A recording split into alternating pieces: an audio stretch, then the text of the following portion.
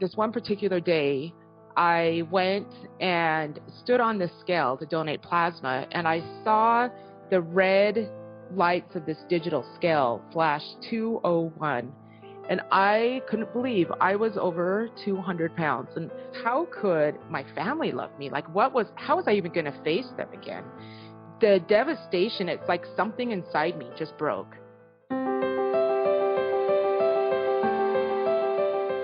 Welcome to Stories of Hope in Hard Times, the show that explores how people endure and even thrive in difficult times, all with God's help.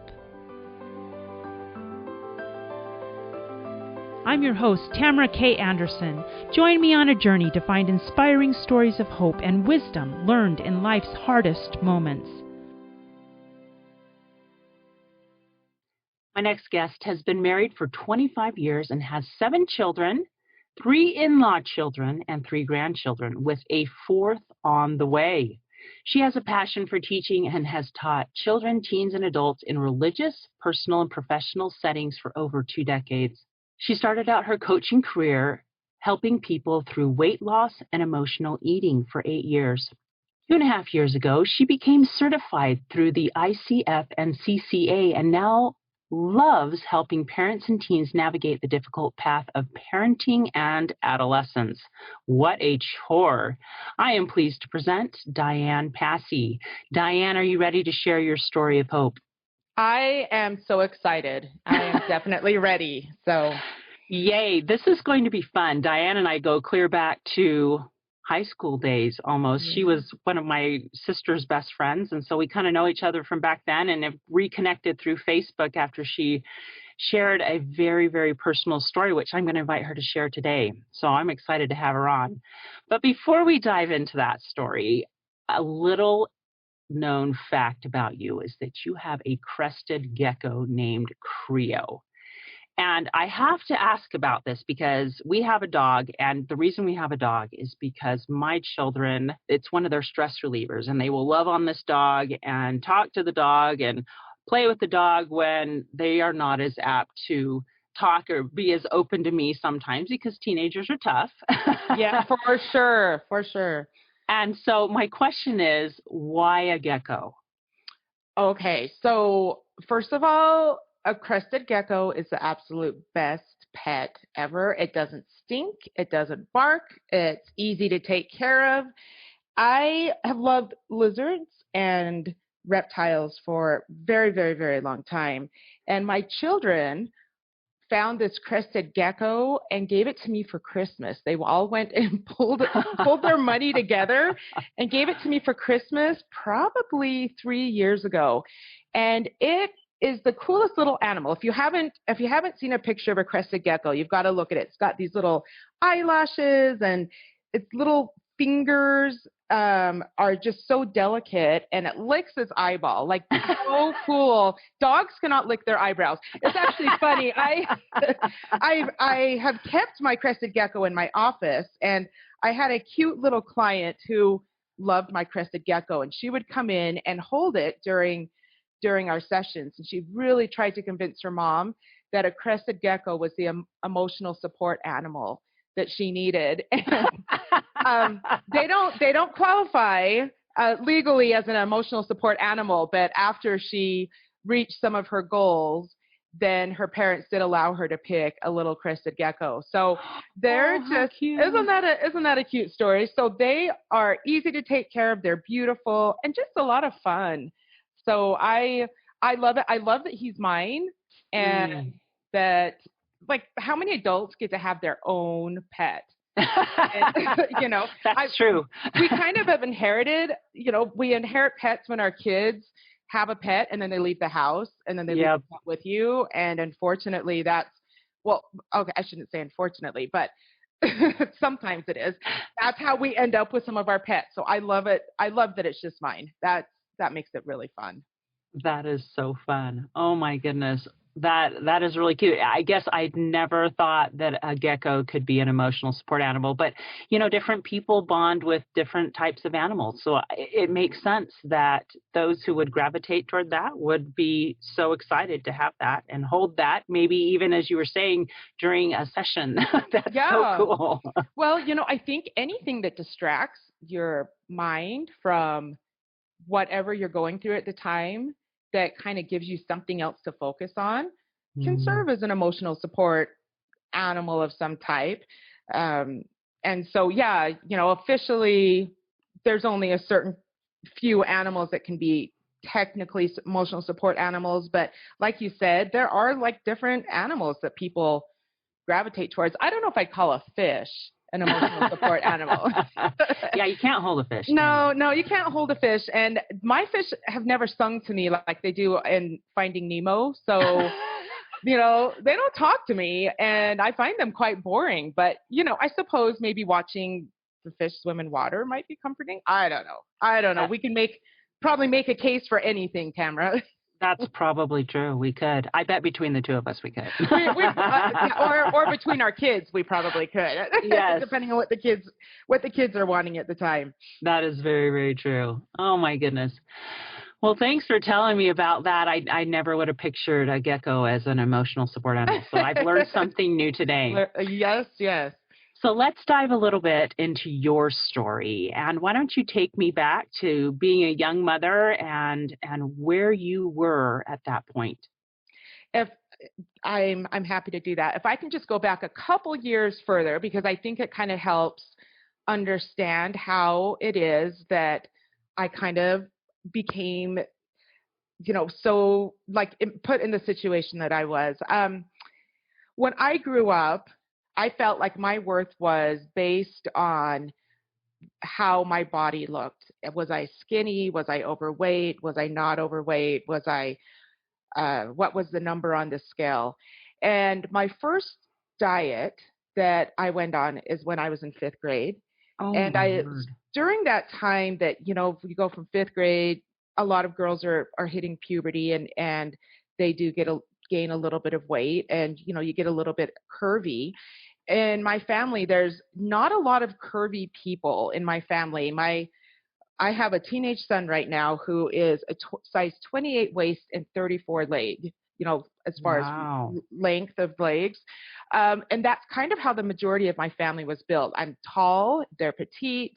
I'm built with like just a bigger body set. And so I very much felt like I stood out. I'm 5'9", so I was much taller than a lot of my friends. Mm-hmm. And I just, from about that time in life, I started becoming very self-conscious of my weight, and went on several diets throughout junior high and high school, and never felt like my body was okay and that I was okay.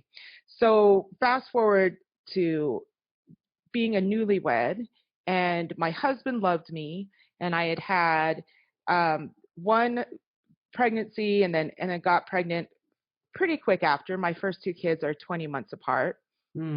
And I think the combination of being pregnant 2 times close together like that, and just my body makeup. I am not somebody who is meant to be super skinny.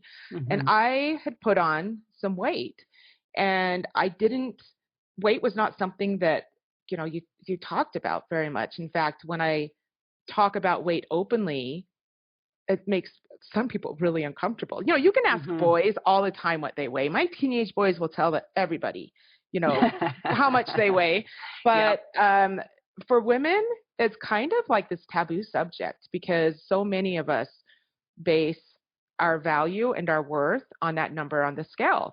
Being 5'9", I always have weighed more than like my younger sister is 5'1" if she rounds up. And, it's just teeny, and I'm always going to weigh more than her because I just have a bigger build of a body.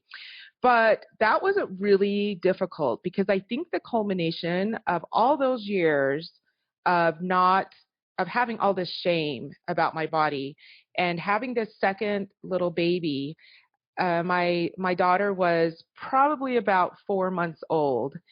We were very, very poor. We were going to college, and I decided that I wanted to start donating plasma. I didn't work outside my home, and I wanted to do something that would what a lot of the college students in this college, I was in Provo, Utah, what a Mm-hmm. lot of them do is you go donate plasma. If you go, like, the first time you got $25, the second time you get like $35 or something. And I thought, man, I'm going to do all this good. Well, I didn't own a scale and really dreaded getting on a scale anywhere. It just was always a very emotional experience for me. But when you go and donate plasma, they have you step on a scale to get your weight, and they prick your finger, and they go through all these motions to make sure that you're healthy and that everything is good. This particular scale that they had was kind of like a doctor's office scale, more like maybe we see nowadays, where it was a platform you stepped on and then there was a digital number instead of, it wasn't one that you move the little weights over. Yes. That was kind of more common. So having that digital number was pretty triggering to me. And I went one particular time, and I was kind of in a dark place already, struggling with depression and some anxiety. And I had been for years. I hadn't, we didn't talk about it much back then. This is 25 years ago. We were maybe starting to talk a little more about mental health, but not as openly as I think. Well, even now, we talk about it a lot more openly now, but the conversation obviously needs to be even bigger, because yes, it's still so hard for people to talk about. So already kind of in a depressive state with a lot of shame, this one particular day, I went and stood on the scale to donate plasma, and I saw the red lights of this digital scale flash 201. And I couldn't believe I was over 200 pounds. And I couldn't tell you what I was wearing that day, if I had my shoes on or off. Like, I don't know. I mean, I have been 200 pounds so many times ever since. Like, it's not like that big of a deal to me anymore. I've had to do a lot of brain work to kind of help me talk through that. It's just a number on the scale. But that was completely devastating, that I was over 200 pounds. I didn't know anybody over 200 pounds. I couldn't imagine that. How could I be somebody that was over 200 pounds? How could my family love me? Like, how was I even going to face them again? That's just not what normal people weighed. And the devastation, it's like something inside me just broke.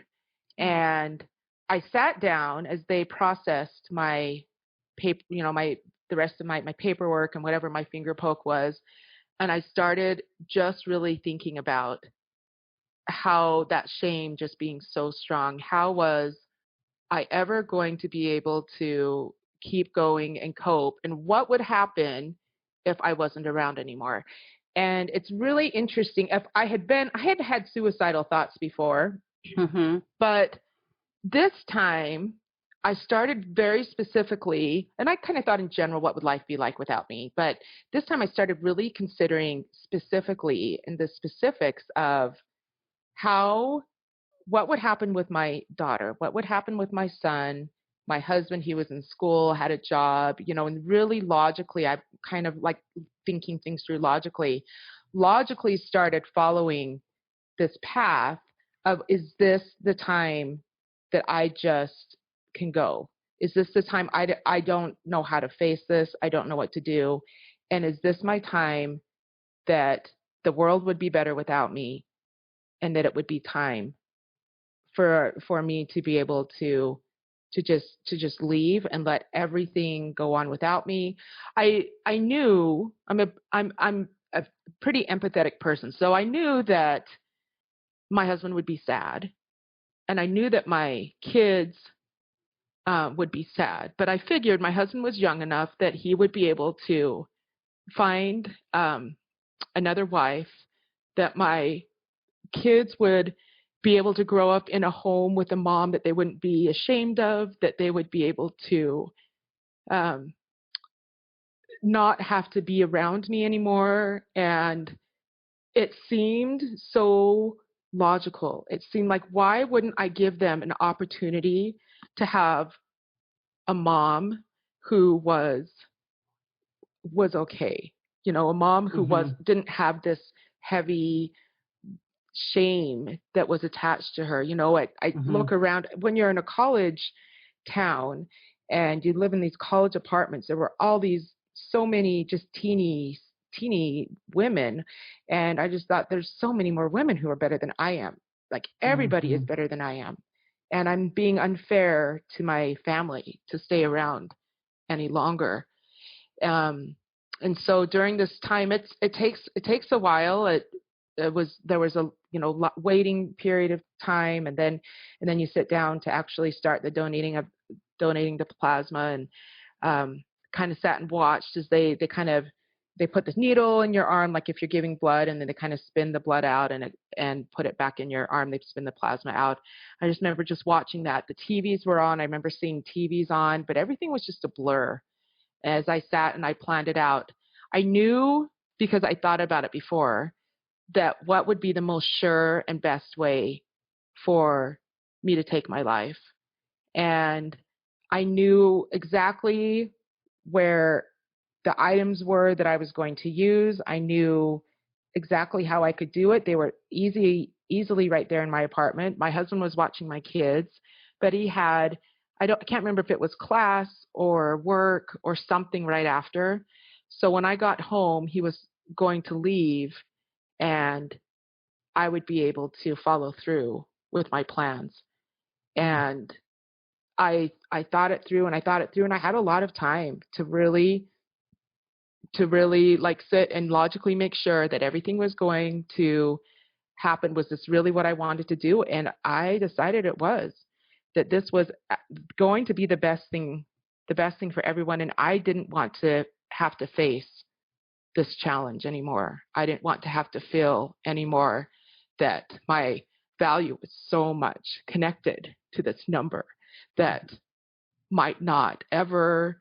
What if it never changed? Or what if I stayed 200 pounds? Like, that was just, I just couldn't fathom how horrible that would be. And so I knew that this was the right thing to do. And it's interesting, when I have found that when I'm in those really dark times, when I feel like I'm so deep in a hole, it's a very selfish experience. It's when I'm really depressed, I'm thinking about me. I am the center of all my thoughts. How are things going to affect me? How am things going to be better without me? And it's hard to look out. It's like almost like you kind of close off in a shell, and you're looking down. Your shoulders are slumped. There's an actual posture that we kind of do to close off from everybody. You don't get as much air because your lungs are not filling up with as much air, and it kind of perpetuates this feeling of depression because you're just hunched over. And when I was done donating plasma, I got in my car, and it was a little bit of a drive, but I sat and I thought through everything step by step over and over again, because I had to make sure I didn't want to get there and get home and not follow through. If I was going to do this, I wanted to make sure that I accomplished my goal, and that nothing, that there was anything that might possibly stop it, that I had to make sure that I had a plan for everything. So I arrived home. We lived on the first floor of our apartment complex, and I walked in, and I didn't want my husband to know how upset I was or anything. I'm sure in the moment he doesn't remember this experience at all. And I'm sure in the moment if he was aware that I was upset, he would have maybe been able to see signs. But I went back into the room that I knew that I could start the process in, and he didn't leave. I needed him to leave because he would stop me, and I couldn't have him stop me. And he didn't leave, and I don't remember the reason why he didn't leave that day, but it was like he was just wasn't leaving. And it was like it was normal for him. I don't know if he decided not to go to work, or if his class was canceled, or he just had other things to do. But I was kind of frustrated. I was frustrated that he was thwarting my plan. I had planned everything out, but I hadn't planned him not leaving. Like I had planned like all these other things, but not him not leaving. And when I came to realize after a few minutes that he was going to be around and that I wasn't going to be able to follow through, it opened up my heart to, I think, this pain. I think the planning stages and deciding that I was going to take my life and all of that, in that stage for me, I wasn't feeling all the emotion, and I was obviously in pain because it was in that place to start with. But once I realized that I was going to still be around, that's when the real pain from the shame and where I was and what I felt about myself and how low my self-worth was, that's when it really came. And I remember standing in this little hallway. We had cinder block walls, and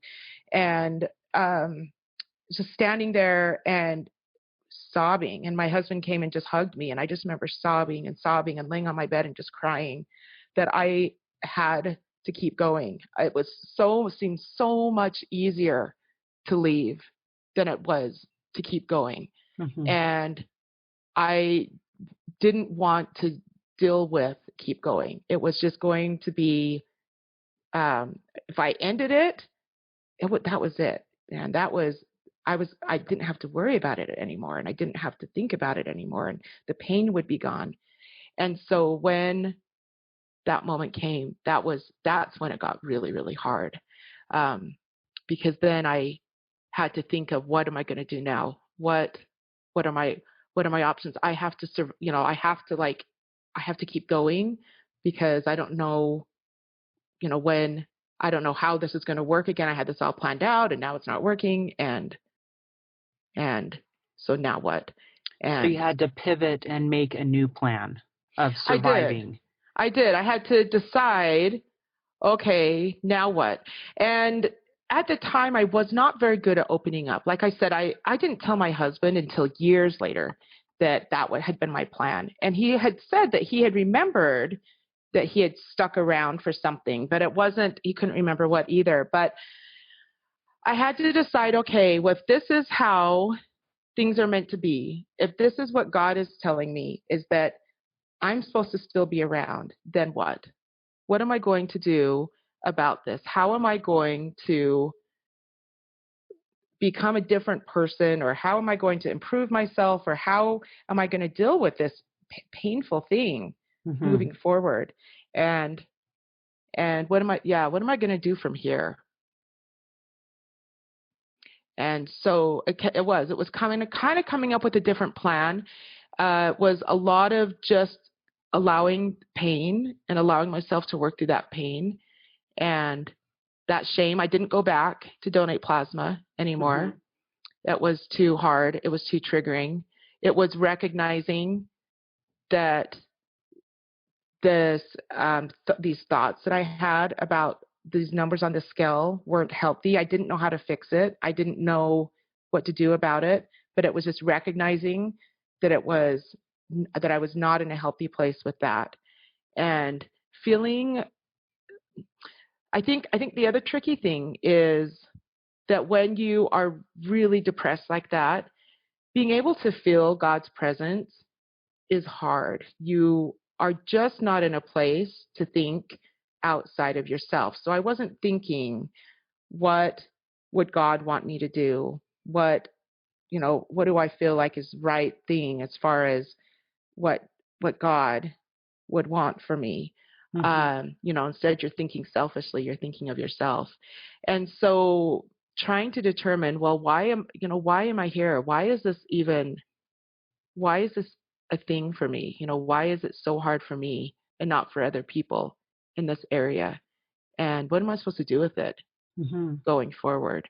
And it's been a long process of many, many years of kind of working my way through that, but that definitely was the start of recognizing that something needed to change and that I was going to have to be the one to change it, and it wasn't going to be the easy way out. I was going to have to do it the hard way, which was to keep going. Wow. And that takes some courage. I mean, it really does to make that kind of a decision in your mind that I've got to go the hard way. I don't want to go the hard way, but I need to go the hard way. That's hard. It is hard. And I think that's one of the things when we hear of somebody attempting suicide, when we hear of somebody who maybe has been suicidal before, you think of that moment, or whether it's an attempt or whether they just have been suicidal and they've thought about it before. And we kind of think of that moment being the really hard part. And it certainly is hard, but really moving forward, that's what takes the courage and the bravery. And those are the people that you just, that I just might, it's because I've been there before. I've been there in that dark place where I was ready. So I understand where you come from. If you go through with it, I understand. But if you don't, there is a sense of bravery. There's a sense of maybe resignation, but kind of trudging up the mountain that's been placed right there. And you just know you've got to do it. And I might be grumpy and sad and, as I kind of start trudging up this mountain, but there was no other way around it. This was what I had to do. Wow. So how did you find the courage to take those steps every day, Diane? What did you do? Like, what were you thinking as you pulled out of that and faced one day, each minute at a time, and said, I'm going to move forward? What did you do to give you the strength to do that? Well, Tamara, I think you said it really well, that it is that taking one day at a time, one step forward.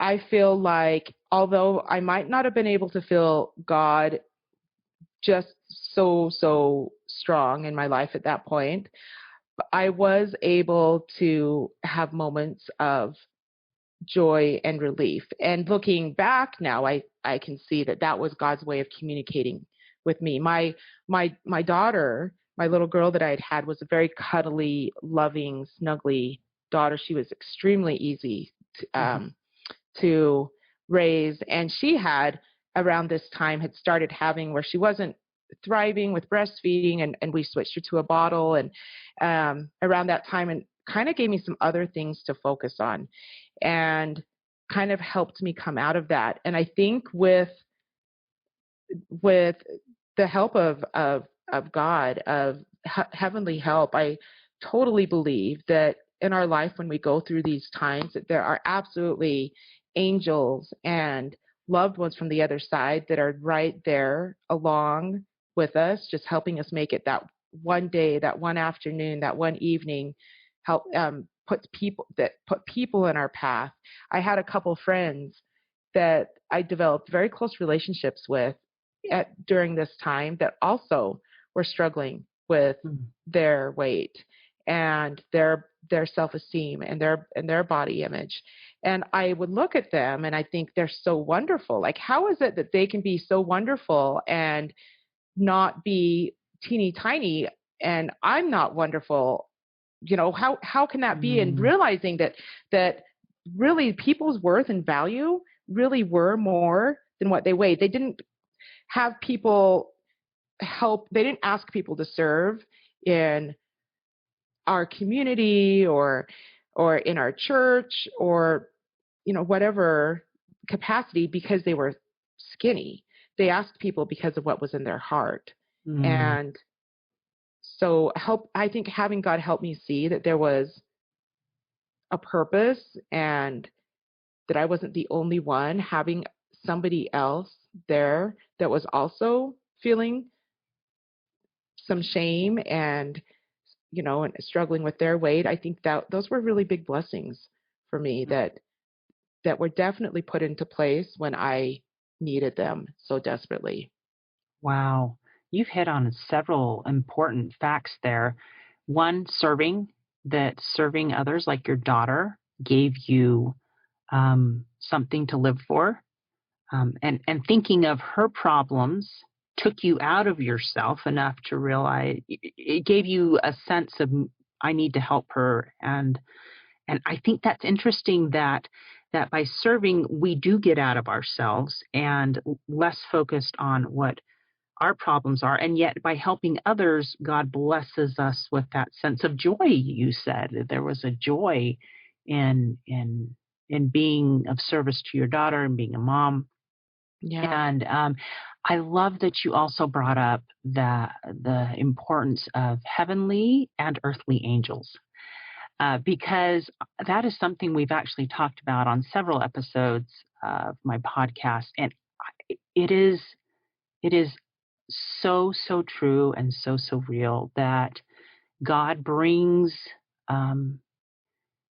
both heavenly angels into our lives to help us keep going minute by minute. I know I've discovered that in some of the darkest moments of my life, that I had to learn to pray for angels. And it really saved me on this one particular night when my son Nathan was crying inconsolably no matter what we did. And I finally had to tell God, I don't know what to pray for anymore. We've tried everything. And then that's when the thought came, pray for angels. So sometimes I think we have to go through these hard times to realize that,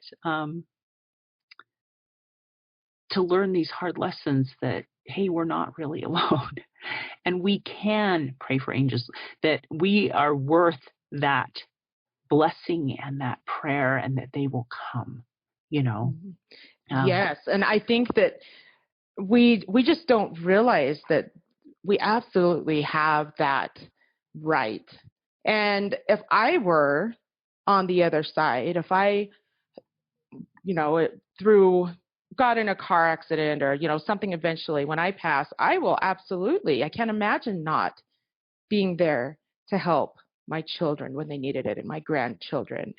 I have a picture that I love. I have it in a big print, and I also have it on my screensaver on my phone, and it's called "She Will Find What Is Lost," and it's by an artist, Brian Kirschnick. And I don't know, Tamara, if you're familiar with this picture, but there's a woman who is kneeling and praying, and there's all of these angels that are coming down around her and surrounding her. And when things get hard, I often picture, I have this army. This is the painting. I'll picture this. I have people around me, whether they be earthly angels or whether they be heavenly angels, certainly a combination of both.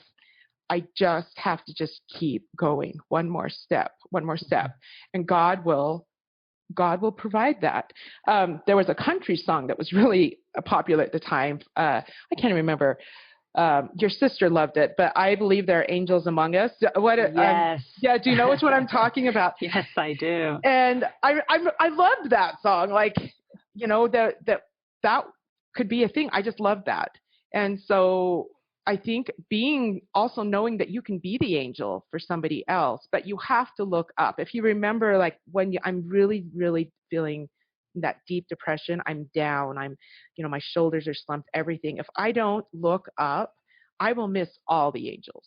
Like I could have one standing right in front of me, but if I don't bother to look up to get my head, look up for the light, look up for that little glimmer, look up for the joy, look up for something. If I don't have that hope of something there, then I'm going to miss it. And I don't want to miss it. And so I keep looking and watching and praying for the angels and praying for my angels to be with my children and helping them. And I think God is a good God, and he wants to bless us and he wants to help us by providing that. No, I absolutely agree.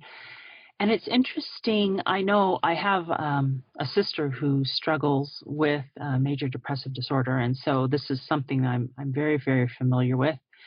And and she has described to me the being in those dark, dark places, kind of like you have. And she said, when you are that down and dark and deep, she goes, it's hard to even feel anything good at all.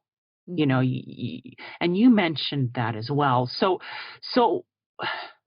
what do you do when you can't feel the joy? What do you do when you can't feel the hope, Diane? You know, everybody's going to have their, you know, something that reaches them. A lot of people it's sometimes music. It's having a phrase of a favorite song, a hymn, a song you loved as a child. I think sometimes, you know, having a phrase and recognizing that phrase or that little piece of music, I think music can help. I think we have to talk about in our society more and with our children more the importance of speaking, of talking. It's hard to talk about how you're feeling when you're there. I worry most about friends, family members, when I don't hear from them after a while. Then I know something's going on because you shut yourself off, and it's too painful it feels so painful to open yourself up. Sometimes people say things that are, you know, they mean to be helpful, but they can be so painful, and we have to be very careful to know what to say, you know, how to say things, because these people are, you know, you're in such extreme pain at the time. And, you know, I think recognizing that there is a higher being, whatever that higher being is for each individual, that there is something there that really does care about you and love you and is aware of you. Just having hope in a higher power and a higher purpose than that moment. And if you can establish some of those fundamental beliefs before you get to be in that really bad place, then sometimes you might have forgotten, you know, a certain phrase, or you might have even forgotten that there's a God that loves you, or, you know, but if it's in your brain, it can be brought to the forefront of your brain. You know, anytime you put something good in your brain, then you never know when it's going to be remembered again. And so filling your life with things that are positive and uplifting and are going to help you feel better during hard times. And then talking. Once you talk and you open yourself up, it's like popping a balloon. There's so much relief that comes, especially if you can find the right person who isn't going to judge and is loving and understanding and will just listen. Oh, I love that. It's almost like you need to have a list, whether you write it down or in your brain or something, of these are the things that help me when I'm down. Yes. And with my clients, we will make a list of, okay, if you are feeling down, because you're not going to be able to remember it in the moment. Right. So let's practice a power phrase. Let's practice saying to yourself every morning a little verse of a song that is there. And let's practice some of these coping skills and techniques so that when you're feeling really down, they're already circulating normally in your brain. Instead of feeling like have no value, I am not worth anything, having a little power phrase that says, I'm strong, come back into your remembrance because you've practiced saying it. Whether or not you believe it, it's in there.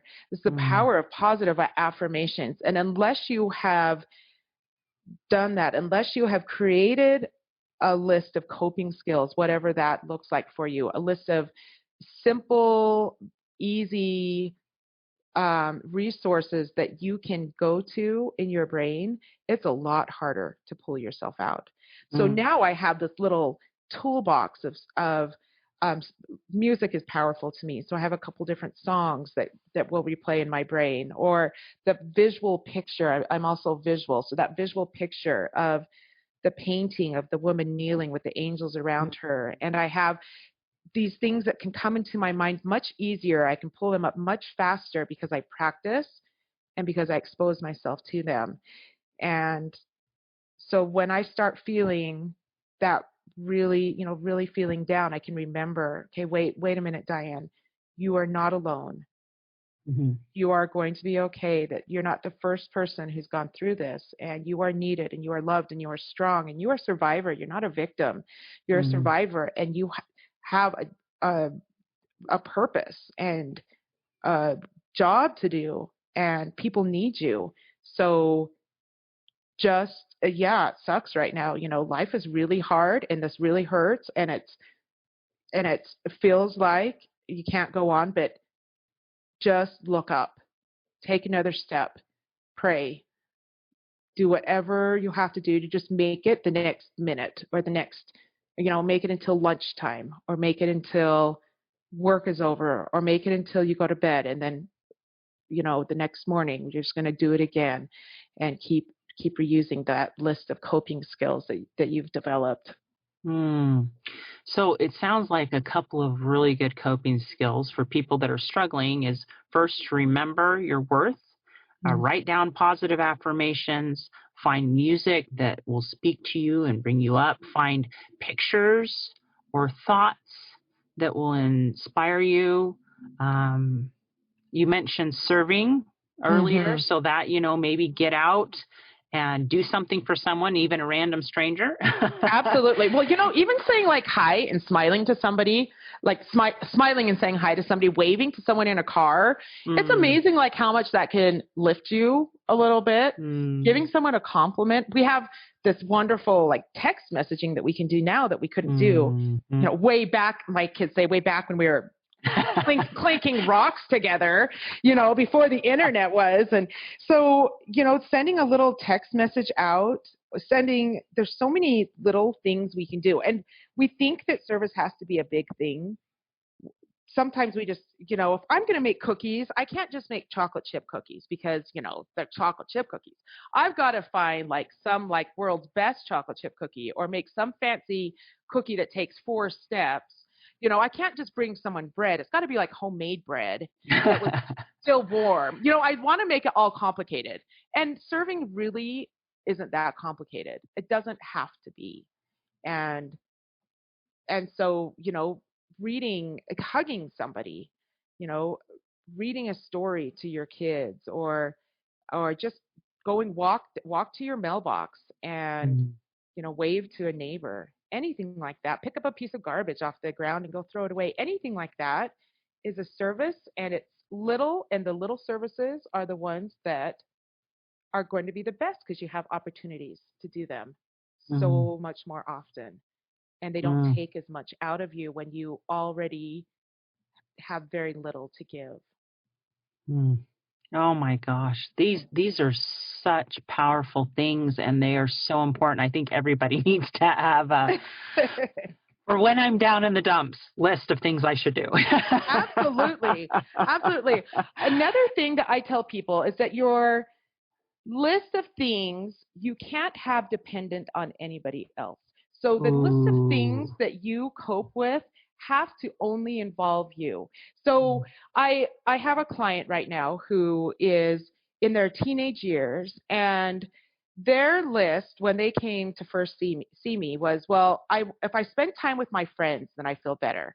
Say, well, that's great, and I love being with my friends too, but that can't be what makes you feel better, because you may not have friends around. What if you go to college and your roommates all do something and you're by yourself? If you can't find happiness and joy doing something by yourself, then it's not a good coping tool. So it has to be independent of anybody else. Your coping tools have to be something you can do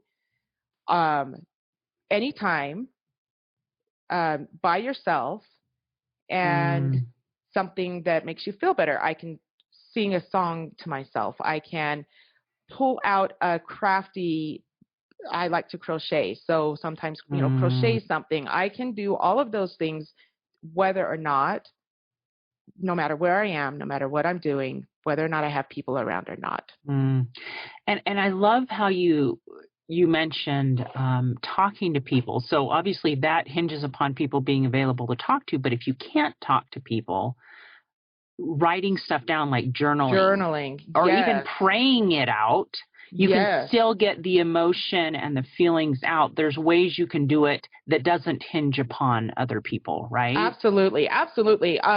One of the most powerful things is writing gratitude. I had another client who messaged me at work a couple of months ago and said, I'm so down, and I just can't. I just can't make it, and everything is going wrong. And I just said, you know what? Find a scrap of paper, and by the time you finish your work shift, I asked her how long her shift was, and she had like 3 hours left. I said, I want you to have 50 things of gratitude for me. And I don't care how big or small they are. I just want you to write them down.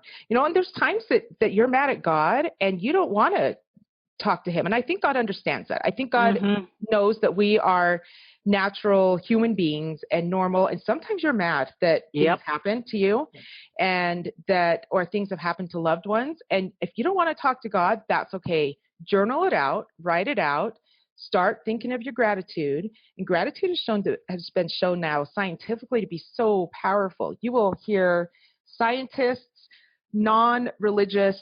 I used to think gratitude was just a religious thing, but it's not. You'll hear scientists from all over talking about the power and the chemical change that happens when you do that. So writing that, they say that actual physical pen to paper is more powerful than texting or, writing on a phone. But even writing on a phone is better than nothing, whether it's journaling, writing gratitude, whatever it is. But just write how mad you are. Write how much it hurts. Write how all of those shame emotions and all of those dark things, just write. And then if you can even come up with 3 gratitude, things you're grateful for. And, things that I am grateful that this day is over. I am grateful that this particular child is asleep and will be asleep for at least an hour. Whatever little thing, it does not matter. You're just grateful for something. And it has that powerful effect. Oh, I love it. I know. That's one of the things that I started journaling, at least the 3 things I was thankful for every night, probably about a year or 2 ago. And it's powerful. You're right. It's a powerful technique. And I try to think of things I was thankful for specifically that day. But if you're in a really bad place, you can go back. You don't have to think about that day, especially if it's been a really bad day. No, you don't. And sometimes you have to repeat one, and that's okay. Sometimes you're like, I don't know what else. I'm still thankful for my shoes and chocolate. I don't know what else. And that's okay, because at least it's the habit. It's, you're still working on it. So absolutely. Oh my goodness. This is so fun. You know what? We're going to take a quick break, but when we get back, would you mind if we finish talking about lessons learned during your hard times and advice? We've been talking about advice you would give to somebody in a similar situation, but just kind of diving a little bit more into that, and even a little bit more about your coaching and what you do now. Sure. I'd be happy to. How many of you out there feel like your life is chaotic, crazy, and completely awful compared to the norm? What if I were to tell you that you are normal for you? I am so excited to announce that my book, Normal for Me by Tamara Anderson, is now available for purchase on Amazon. This book took me 10 years to write, and I share 20 years worth of lessons learned in my life detours, including being in a car accident and having 2 of my children diagnosed on the autism spectrum. In this book, I share the secrets of how I made it from despair to peace with God's help. I also include a bonus diagnosis survival guide at the very end of my Normal for Me book.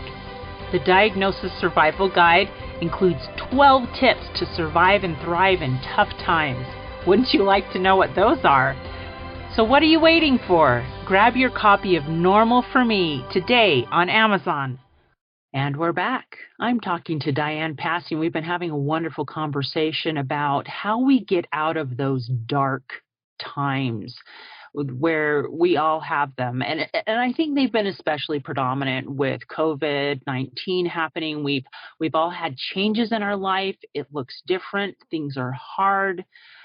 I know I've seen it more and more as my kids have tried to go back to school and things are on a hybrid schedule, and it's just different. It's hard. So life is hard right now. So it's good to have coping techniques and strategies in place in a list form so that when you are down, you can check those boxes. But Diane, you mentioned while we were talking earlier this morning about having a survivor mentality. Would you mind diving a little bit into that and telling me what that means to you? Yeah, for sure, for sure. I learned about this victim versus survivor technology from a man who lives local in our town, and he came to speak to a group of youth and adults, and he was involved in a bombing in Belgium, I believe it was, where he received all these burns and the scars and all this pain. He was in a burn center unit for a very, very long time. And he talked about the importance of being a survivor and not a victim, because he could be victim to his pain and his circumstance, or he could be a survivor. And as I kind of mulled over what he was saying, I noticed that my body felt different when I thought of myself as a victim versus I thought of myself as a survivor. When I think of myself as a victim, like even as I talk about it now, I can feel the difference in how I feel. My victim mentality is feel bad for me. I've had to struggle with my weight. I haven't always had enough money for the things I want. You know, I grew up thinking that, you know, I wasn't good enough, you know, and getting stuck. I get stuck in that, you know, what about me, feel bad for me mode. When I am in the survivor mode, it feels powerful because I can take my experiences and things that I've been through, and I am moving on. I've conquered this mountain, and I can conquer mountains. I'm strong, and I can make it through hard things, and other people have made it through hard things that, you know, some of us are dealt, and I am not one of these people, but certainly there are people who are dealt a really hard, you know, beginning of their life. They're in a home situation that's not ideal. They are raised in a school where, you know, there's a lot of hard things that have taken place. There's been abuse, there's been neglect, whatever it is. If we get stuck that are the things that have happened, and we can't get past to looking forward to being a survivor of those, then our life is always going to suck. You know, there will not be nothing good to look forward to in our life when we're stuck there. When we're survivors, we have power to change, to choose. We have power to take our experiences and bless the lives of others, to help them make us stronger. Instead of the victim, your experiences are, you know, they suck away the joy and the control out of your life. A survivor takes those and says, well, no, I'm going to take these experiences and I'm going to build a wonderful life for me that's deep and diverse and full of all kinds of experiences. And I have control over what my story is. And I have control. I couldn't control what was in the past, and whatever's in the past has happened, but I can control what I'm going to do with those experiences and how I'm going to improve my life because of them.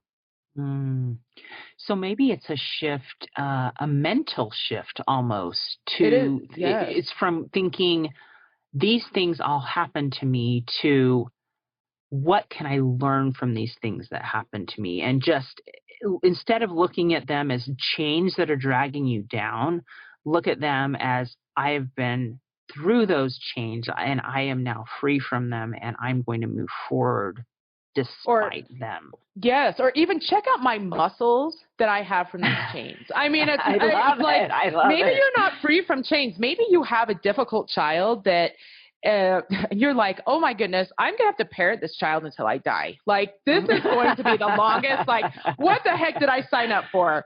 You know, and so maybe those chains are gonna stick around, but you get the buffest muscles, you know, and you can say, look what else I can do with these muscles that I've developed because of this hard thing.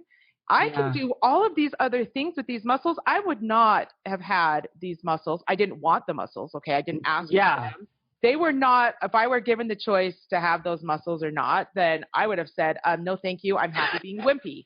You know, give me the, give me the wimpy arms, and I will take my jiggly arms over the muscles. But now that I have these muscles, I'm good. I can either complain about the chains that it is, or the, you know, how I'm in this circumstance now that I can't change. I can complain about it and I can let it drag me down, or I can lift I can roll my shoulders back. I can take a deep breath and I can say, now what can I do now that I have this experience and I have developed this growth?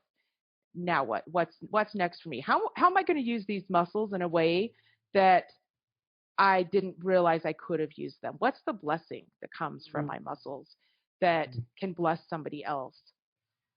Yeah, no, I think you're absolutely right. I know that is one thing that I had to shift into realizing. I used to pray right after my boys were diagnosed with autism that God would take the autism away. It would be easier, right? For sure. And you know, here I am all these years later, and I'm so glad that prayer was not answered. And like you say, I can look back and see I've become more compassionate. I've become more patient. Doesn't mean I'm perfect, right? No. But I've become so much better because of them. It has molded me and shaped me. And has it been hard? Oh my goodness gracious, absolutely. And I have such empathy for people that have special needs, or people who are going through a hard time, or people who've been in the depths of despair, because I've been there myself, and you've been there yourself. You know, there is an empathy. There is, and you know, it's interesting that because we've been through those things, here I am. I've started a podcast. I've written a book, and here you are. You're a coach. Yeah. It's a great feeling when you see that your experiences are actually able to even help one person. Even by reaching out and saying, here's my story, and this is what's hard, and having somebody come to you and say, Tamara, I have got these kids and they're with these special needs and they're so hard. And just having you be able to say, oh my gosh, I know, not even give them a solution, but just say, I know how you're feeling. And I'm so sorry that it's so hard right now. And, you know, I'm here for you. And you're going to make it through. One of my power songs is called Beautiful Heartbreak by Hillary Weeks. And it has the most amazing music video to it. I would look it up on YouTube if you've never seen it. And where it talks about, this mountain being right in front of you, and you've tried to find your way around it, and you've realized that there's no way around the mountain. So brokenhearted, you start climbing. And then when you get to the top, that you realize when you get to the top of this mountain, you wouldn't have traded that mountain for anything. That when you can see the view from the top, it just feels like, wow, look at this hard thing that I accomplished, and look at what I'm doing. And looking back, even though there's so many incredibly hard experiences that we can go through here in this life, there's so many blessings and ways that we can bless other people with them. A lot of the time you'll hear people who've been through hard things say, I wouldn't have given that up. You know, I'm glad I went through that so that I could do A, B, and C, so that I could bond with A, B, and C. And I need people who have been through hard things to help me through my hard things. Yeah. You know, we all need that. We all need that connection. That human connection is very, very important. Oh my gosh, this is so amazing and so powerful. Um, Let me ask you one other question. Now, we've talked about feelings of self-worth and how there are times when we just feel so down on ourselves and there's a lot of negative self-talk going on in our head. How do you think that plays in? I guess the adversary, we'll call him Satan here, the adversary is so quick to jump on when we're feeling down. Oh, absolutely. And I think not just, so he does jump on us when we're feeling down, but I think he always also knows how to bring up that shame. He knows where we feel the weakest. He knows that for me, seeing a number on the scale is going to affect me in a way that it's different than somebody else seeing a number on a scale. You know, he knows me, and he knows how he's going to get me down. And what I have found is that we can't necessarily control the thoughts that come in our head. Satan, we're here to be tested. We're here to learn how to survive and to thrive. But we don't get that to control that. Negative thoughts, they find that there was some, and I don't know the exact statistic. It was like our brain thinks like 65,000 thoughts in a day, and they have found that 80% of those are negative. And of those of those negative thoughts, about 20% of them we repeat over and over and over and over again. So we are just built, our brains are just built to have those negative thoughts be very easy to come by. It's not very hard for the adversary to come and whisper and say, you're not good enough. You know, look at this person and all the things that they're accomplishing, and you're not there. And, you know, I think even as professionals, I'm sure, you know, there's something called the, what do they call the I'm a fake. What do they call that, Tamara? Where you feel like you're like, oh my gosh, what am I going to do? People are going to find out that I'm a fake. I'm just like the imposter syndrome. The imposter syndrome. That's it. Yeah. Like it's like for everyone, where he's always like, what are you doing? Like, who are you to tell people how to deal with kids? You can't even control your own kids, you know, or whatever, you know, or who are you to tell you how to make it through hard times? You're not making it through your own hard time. You know, he's there to whisper all of the things to us, and we have to, so we don't get to pick what comes in our brain. What we do get to choose is what stays in our brain. And we can't just get rid of negative thoughts. We can't just, I've tried it and it just doesn't work. I can't just push them out of my mind. What we have to do is replace them with positive thoughts. And that's again where some positive affirmations, where positive music and our environment that we have is so helpful. So that when Satan comes to me and says, who do you think you are, that you're worth having here, that you think that you have anything valuable to offer the world, I can say, no, I am strong, and I have been through hard things, and I'm a survivor. So when I can repeat those things in my mind, and I can make that side of my mind stronger, I'm going to choose what's going to stay in and what's not. And when he tries to be sneaky and sneak things in, then I can choose whether or not they're going to stay in, or whether or not I'm pushing them out and replacing them with something that is uplifting, that's going to help me feel better about myself and help me be able to keep moving forward. That is, and it's so important to recognize that those negative thoughts aren't coming from God. Oh, for sure. For sure. And that they're normal. We all have them. They are everybody's normal. having these negative thoughts. Everyone's thinking stuff. It's just going to happen. There's nothing you can do about it. It's not because you've done anything wrong. It's not because you're sinning, or because, you know, God doesn't love you. It's just part of being here, learning how to foster positivity, and how to be able to have that, you know, take care of yourself in a way that you can give to other people, and you know, and help your brain be able to think past those positive thoughts and be able to kind of conquer that. I don't want Satan or the adversary or wherever it comes from, I don't want those negative thoughts to have any more space in my head than they have to have. But I have to choose that. That's a choice. And not, it's not natural. And when you think about it as a choice, it kind of goes back to that survivor mentality. I choose it. It's empowering. Mm-hmm. You know, it's empowering to think I don't have to go down that same path that I've gone down 100 times, beat myself up over this. I can choose. Yeah, for sure. And I choose not to believe these negative things. I choose to instead replace it with, I am strong. I'm a survivor. I have worth. I'm a daughter or son of God. You know, just putting these positive things in there that will help us and uplift us and combat the adversary, because it is a battle. It's a daily battle, right? It is. And just because your brain thinks it doesn't mean it's true. And that's like a real PowerPoint, like for a lot of people to realize, if your brain thinks it does not make it a fact, does not make it true, that your brain thinks all kinds of weird things, you know, but none of them have to be, like, some of them are true. You know, I'm sitting in a chair right now. That is certainly true. But there are so many thoughts that come through that are not true. And we can filter out the things that are not true and just realize that is not true. Am I a perfect mom? No. But have I tried my best? Absolutely. And have I learned, and can I help other people through the mistakes I've made and my experiences I've had? I absolutely can.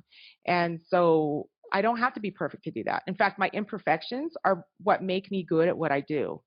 And that's what makes me strong, is being authentic and not being a perfect person. And so that's, when that comes in my head, I think, well, yeah, I'm not perfect.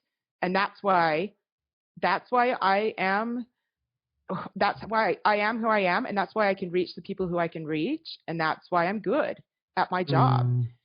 So I'm like, yeah, you know what? You're right. I am not perfect, and it's okay. So Diane, tell me a little bit about self-care and why that is important when we're struggling. So we can't give more than we have inside of us to give. And it's a really hard concept, I think, especially for women and moms, to think that, well, of course we can give. I can love my kids more than I love myself because, well, I feel like I love my kids more than I love myself. But you can't offer what you don't have inside of you. Self-care is so incredibly important to work into your life as somebody who, you know, especially for if you're a parent, if you're someone a grandparent, or who works with people or whatever, for you to be in a place to be able to bless the lives of others and to help other people is very, very important, and it's very powerful. And you may think that even though you don't feel good on the inside, that you're doing a good job faking it on the outside. And that might be, that might be true for neighbors and people you kind of see, but you're not serving your family in the best way, and you're not serving your spouse in the best way, and you're not serving yourself in the best way. So the importance of making yourself a priority and making sure that you have a full bucket, or not even doesn't even have to be a full bucket, but that you have something in your bucket to give, because lots of people can take and take and take, and you have to find a way to fill your own bucket. And there's a lot of different strategies for that, and that's not what this show is, so I won't go into that right now. But there's strategies to fill your bucket, and there's things that take away from your bucket, and you have to be willing to make that a priority so that you can give, and that you can have a reserve. And let me just share really quickly. When I first started raising my kids, I grew up in a very traditional mind household, and women did this and men did this, and women took care of everybody. As moms, we take care of all the things, and the dads come home and they rest, and you massage their feet or something, even though I've never massaged my husband's feet, but me neither. That was the idea behind it, was that that was our job. So by the time I'd had my third child and we were living back east and we weren't around any family, I had given and given and given and given. And when my third child was born, my oldest child was 3. So days were very close, very, very, very close together, kids. And I was struggling with postpartum depression. I was struggling with just general feeling alone and anxiety and depression. And I had horrible thoughts about my kids, but I couldn't share them because then I was afraid they were going to take my kids away, and I didn't dare reach out for help. I emptied and emptied and emptied my bucket, and there was nothing there for me. And I was so depressed, and I was in such a bad place, and I was so afraid to reach out for help. And I look back at that now and think, what if I would have taken 10 minutes to go outside every day and walk around my apartment complex? What if I would have had my own gratitude journal, a gratitude list? What if I would have closed the door and said, honey, I need you to take care of these kids because I need to just shower, and I'm just going to sit with a journal, or I'm just going to sit by myself for a minute and just have my own time reading a book or doing something that brings me joy or sparks love or sparks appreciation for myself. What if I would have filled my bucket a little bit? Because so much of it is chemical for me, I don't think it would have taken it away, but I would have been in such a better place, and I would have been able to serve my family so much better, and I would have been able to pull myself out a lot quicker because I would have been doing something to grow to help me to grow and to help me to have that little bit of that self-care. And we think that serving, we just got to serve everybody and do all the things and be all the PTA, all of these, and volunteer in the classrooms and go on the field trips and cook all the dinners and make cookies. And, we think we have to do those things. And I tell my clients, I'm giving you permission to not do any. You don't have to burn yourself out serving other people. Serving is great, but the little things that we talk, the little service things are fantastic. You have to take care of yourself, or you physically, you're going to have problems. Mentally, you're going to have problems. Emotionally, you're going to have problems. That's not the way that God intended us to be. No. He didn't intend us to run faster than we have strength. No, and I think you're right. And don't you think it goes back to that feeling of self-worth that I believe I am worth taking 10 minutes or 30 minutes to exercise, to journal, to I'm going to go and I'm going to schedule a time to go out to lunch with one of my friends and get a babysitter to do it, or, that we are worth that. And yes, we are, right? We are worth it. Yes. And even more important, if you can't put yourself quite there yet, because sometimes that's such a jump for people to say, well, I don't feel like I'm worth it. I don't agree with you on that. Then I say your family is worth it then. Your husband is worth you taking care of yourself. They deserve the best you, and the best you is not going to be someone who's drained and exhausted and can't cope anymore. That's not the best you. The best you is somebody who knows how to and models the behavior of taking care of yourself and knows how to put limits on things and doesn't say yes to everything. That's the best you. And they deserve that.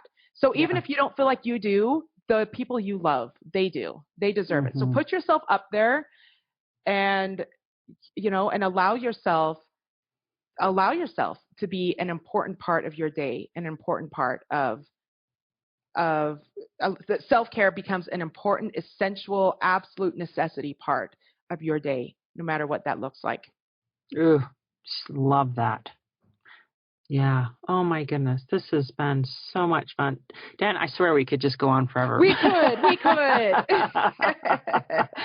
But unfortunately, I'm sure my wonderful listeners probably left for us to wrap it up. But sure. Kate, let's talk about resources. Sure.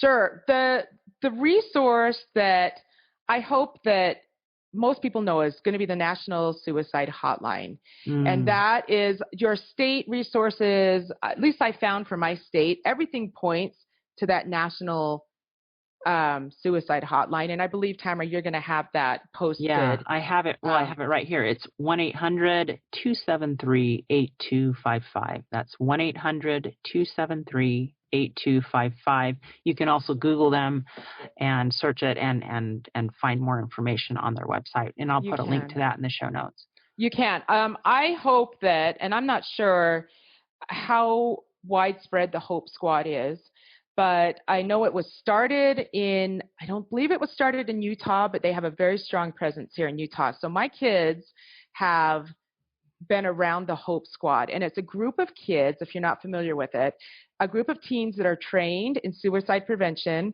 that receive trainings weekly. They train them starting in junior high. They get kids from all different areas, band, athletes, kids who do well in school, kids who might have some special needs, and because they want a wide variety. And they train these kids to be aware and to watch for signs of suicide with their friends. And I've had 2 children. I have one that's just starting this Hope Squad, but I have another child who is a sophomore. And about a year and a half ago, they were able to prevent a girl's suicide because she reached out to one of them. And it happens, they say, it happens constantly. We don't hear about it all the time. Obviously, privacy rules and there can be really personal things. But Hope Squads are powerful. They're run by your school's counseling system, but also through state funding.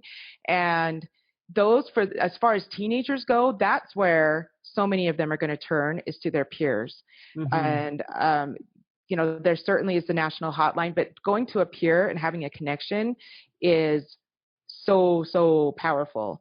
And so being aware of what other resources are available. And if there isn't a Hope Squad, ask a school counselor, get the funding for it, get that set up, because that in our community has been extremely valuable and has saved lives. Like we used to be a high suicide area here in our county here for teens and for kids. And those suicide numbers have gone down quite drastically since they have implemented the Hope Squad. So I just can't say enough good things about that.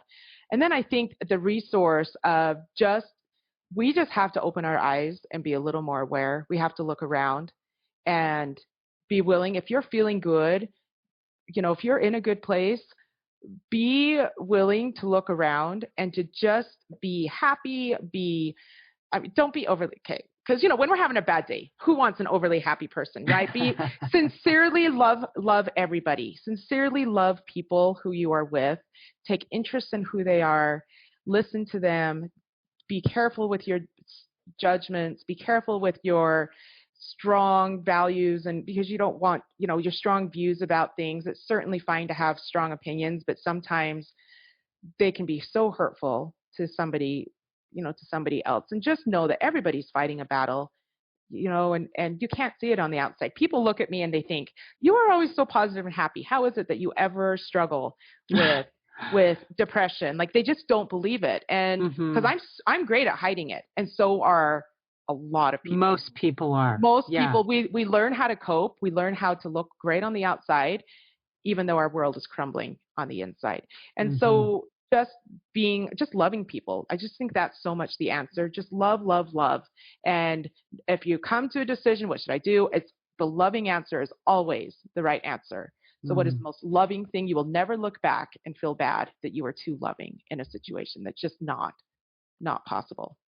Wow, that's beautiful. So Diane, I know there's going to be people who are listening that are like, I need to talk to her. I need my child to talk to her. How do people find you?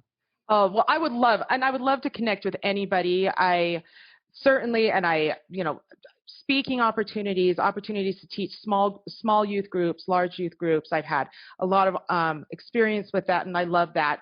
I have a website. It's DianePasseyLifeCoach.com.